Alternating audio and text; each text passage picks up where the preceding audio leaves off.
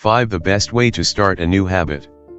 In 2001, researchers in Great Britain began working with 248 people to build better exercise habits over the course of 2 weeks. The subjects were divided into 3 groups. The first group was the control group. They were simply asked to track how often they exercised. The second group was the motivation group. They were asked not only to track their workouts but also to read some material on the benefits of exercise. The researchers also explained to the group how exercise could reduce the risk of coronary heart disease and improve heart health. Finally, there was the third group. These subjects received the same presentation as the second group, which ensured that they had equal levels of motivation. However, they were also asked to formulate a plan for when and where they would exercise over the following week. Specifically, each member of the third group completed the following sentence: during the next week, I will partake in at least 20 minutes of vigorous exercise on day at time in place. In the first and second groups, 35 to 38% of people exercised at least once per week. Interestingly, the motivational presentation given to the second group seemed to have no meaningful impact on behavior. But 91% of the third group exercised at least once per week, more than double the normal rate. The sentence they filled out is what researchers refer to as an implementation intention, which is a plan you make beforehand about when and where to act. That is, how you intend to implement a particular habit. The cues that can trigger a habit come in a wide range of forms: the feel of your phone buzzing in your pocket, the smell of chocolate chip cookies, the sound of ambulance sirens, but the 2 most common cues are time and location. Implementation intentions leverage both of these cues.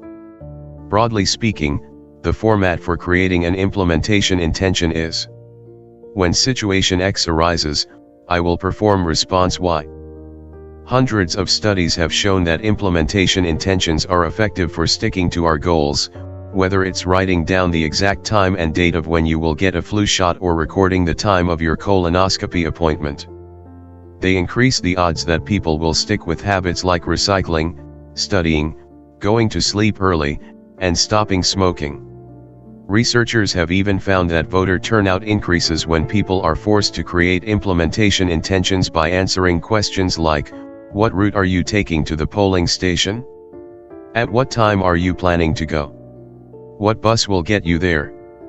Other successful government programs have prompted citizens to make a clear plan to send taxes in on time or provided directions on when and where to pay late traffic bills.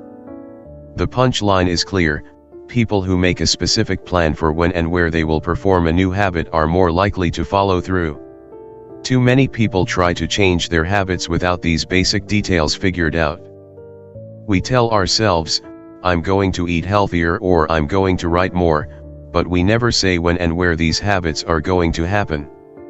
We leave it up to chance and hope that we will just remember to do it or feel motivated at the right time.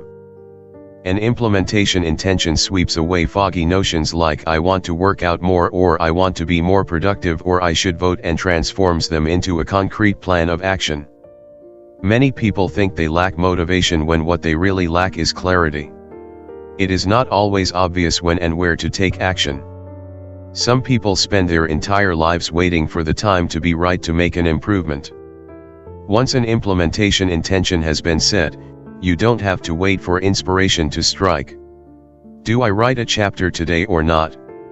Do I meditate this morning or at lunch? When the moment of action occurs, there is no need to make a decision. Simply follow your predetermined plan. The simple way to apply this strategy to your habits is to fill out this sentence: I will behavior at time in location. Meditation: I will meditate for 1 minute at 7 a.m. in my kitchen. Studying: I will study Spanish for 20 minutes at 6 p.m. in my bedroom. Exercise: I will exercise for 1 hour at 5 p.m. in my local gym. Marriage: I will make my partner a cup of tea at 8 a.m. in the kitchen. If you aren't sure when to start your habit, try the first day of the week, month, or year. People are more likely to take action at those times because hope is usually higher. If we have hope, we have a reason to take action. A fresh start feels motivating.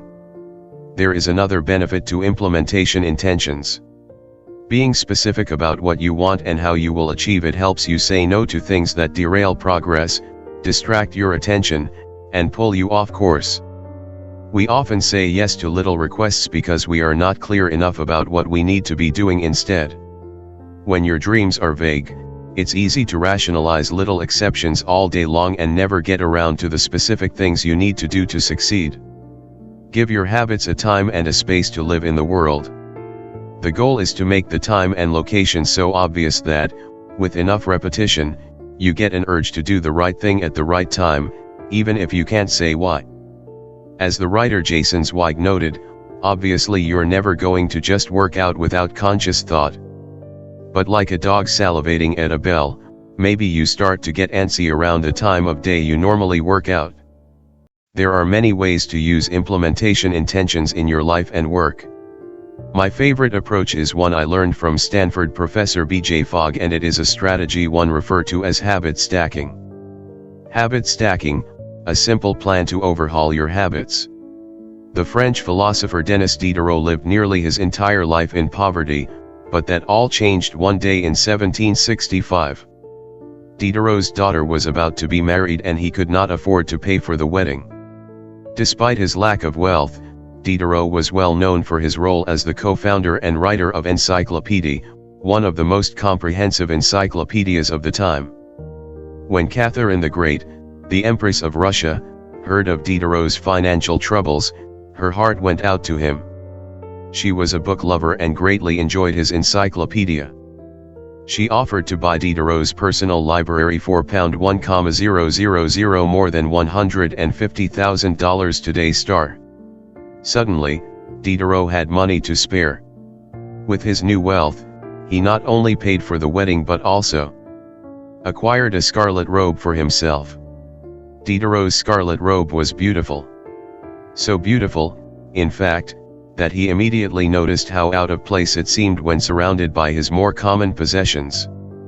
He wrote that there was no more coordination, no more unity, no more beauty between his elegant robe and the rest of his stuff. Diderot soon felt the urge to upgrade his possessions. He replaced his rug with one from Damascus. He decorated his home with expensive sculptures. He bought a mirror to place above the mantel, and a better kitchen table. He tossed aside his old straw chair for a leather one. Like falling dominoes, one purchase led to the next. Diderot's behavior is not uncommon. In fact, the tendency for one purchase to lead to another one has a name: the Diderot effect. The Diderot effect states that obtaining a new possession often creates a spiral of consumption that leads to additional purchases. You can spot this pattern everywhere. You buy a dress and have to get new shoes and earrings to match. You buy a couch and suddenly question the layout of your entire living room.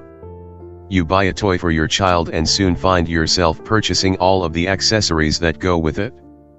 It's a chain reaction of purchases. Many human behaviors follow this cycle. You often decide what to do next based on what you have just finished doing. Going to the bathroom leads to washing and drying your hands, which reminds you that you need to put the dirty towels in the laundry, so you add laundry detergent to the shopping list, and so on. No behavior happens in isolation. Each action becomes a cue that triggers the next behavior. Why is this important? When it comes to building new habits, you can use the connectedness of behavior to your advantage. One of the best ways to build a new habit is to identify a current habit you already do each day and then stack your new behavior on top. This is called habit stacking. Habit stacking is a special form of an implementation intention. Rather than pairing your new habit with a particular time and location, you pair it with a current habit. This method, which was created by B.J. Fogg as part of his Tiny Habits program, can be used to design an obvious cue for nearly any habit star. The habit stacking formula is: after current habit, I will new habit. For example, meditation. After I pour my cup of coffee each morning, I will meditate for 1 minute. Exercise. After I take off my work shoes, I will immediately change into my workout clothes. Gratitude. After I sit down to dinner, I will say one thing I'm grateful for that happened today. Marriage. After I get into bed at night, I will give my partner a kiss. Safety. After I put on my running shoes, I will text a friend or family member where I am running and how long it will take. The key is to tie your desired behavior into something you already do each day. Once you have mastered this basic structure, you can begin to create larger stacks by chaining small habits together. This allows you to take advantage of the natural momentum that comes from one behavior leading into the next, a positive version of the Diderot effect. Habit stacking. Figure 7. Habit stacking increases the likelihood that you'll stick with a habit by stacking your new behavior on top of an old one. This process can be repeated to chain numerous habits together, each one acting as the cue for the next. Your morning routine habit stack might look like this. 1, 2, 3. After I pour my morning cup of coffee, I will meditate for 60 seconds. After I meditate for 60 seconds, I will write my to-do list for the day. After I write my to-do list for the day, I will immediately begin my first task. Or, consider this habit stack in the evening. 1, 2, 3. After I finish eating dinner, I will put my plate directly into the dishwasher. After I put my dishes away, I will immediately wipe down the counter. After I wipe down the counter, I will set out my coffee mug for tomorrow morning. You can also insert new behaviors into the middle of your current routines. For example, you may already have a morning routine that looks like this: wake up, make my bed, take a shower. Let's say you want to develop the habit of reading more each night. You can expand your habit stack and try something like, wake up, make my bed, place a book on my pillow, take a shower. Now, when you climb into bed each night, a book will be sitting there waiting for you to enjoy. Overall, habit stacking allows you to create a set of simple rules that guide your future behavior. It's like you always have a game plan for which action should come next. Once you get comfortable with this approach, you can develop general habit stacks to guide you whenever the situation is appropriate. Exercise. When I see a set of stairs, I will take them instead of using the elevator. Social skills. When I walk into a party, I will introduce myself to someone I don't know yet. Finances. When I want to buy something over $100, I will wait 24 hours before purchasing. Healthy eating. When I serve myself a meal, I will always put veggies on my plate first. Minimalism. When I buy a new item, I will give something away. One in, one out. Mood. When the phone rings, I will take one deep breath and smile before answering. Forgetfulness. When I leave a public place, I will check the table and chairs to make sure I don't leave anything behind. No matter how you use this strategy, the secret to creating a successful habit stack is selecting the right cue to kick things off. Unlike an implementation intention, which specifically states the time and location for a given behavior, habit stacking implicitly has the time and location built into it. When and where you choose to insert a habit into your daily routine can make a big difference. If you're trying to add meditation into your morning routine but mornings are chaotic and your kids keep running into the room, then that may be the wrong place and time. Consider when you are most likely to be successful. Don't ask yourself to do a habit when you're likely to be occupied with something else. Your cue should also have the same frequency as your desired habit. If you want to do a habit every day, but you stack it on top of a habit that only happens on Mondays, that's not a good choice. One way to find the right trigger for your habit stack is by brainstorming a list of your current habits. You can use your habits scorecard from the last chapter as a starting point. Alternatively, you can create a list with 2 columns. In the first column, write down the habits you do each day without fail. For example, get out of bed, take a shower, brush your teeth, get dressed, brew a cup of coffee, eat breakfast, Take the kids to school. Start the workday. Eat lunch. End the workday. Change out of work clothes. Sit down for dinner. Turn off the lights. Get into bed. Your list can be much longer, but you get the idea. In the second column, write down all of the things that happen to you each day without fail. For example, the sun rises. You get a text message. The song you are listening to ends.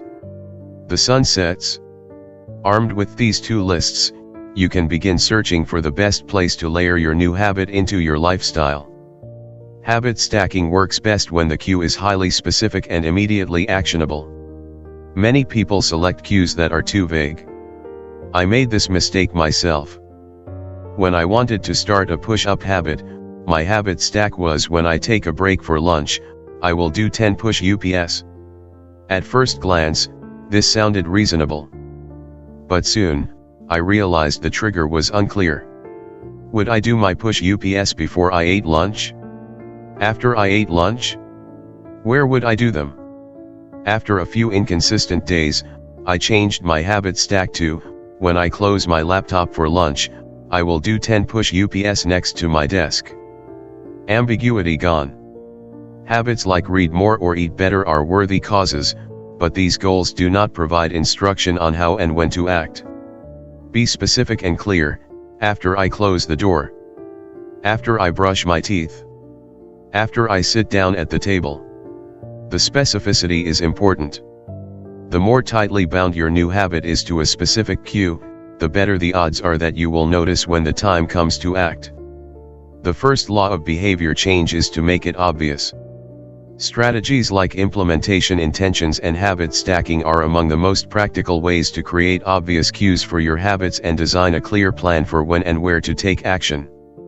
Chapter Summary. The first law of behavior change is make it obvious. The two most common cues are time and location. Creating an implementation intention is a strategy you can use to pair a new habit with a specific time and location. The implementation intention formula is, I will behavior at time in location. Habit stacking is a strategy you can use to pair a new habit with a current habit. The habit stacking formula is, after current habit, I will new habit.